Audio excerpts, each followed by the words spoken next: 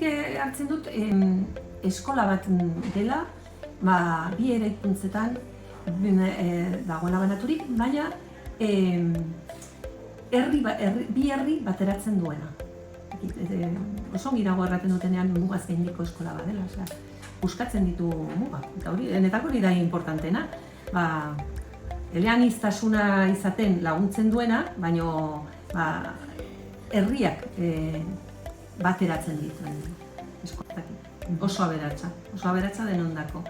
Aberatsa haurrendako, aberatsa familiendako, aberatsa herriendako, aberatsa irakasleendako.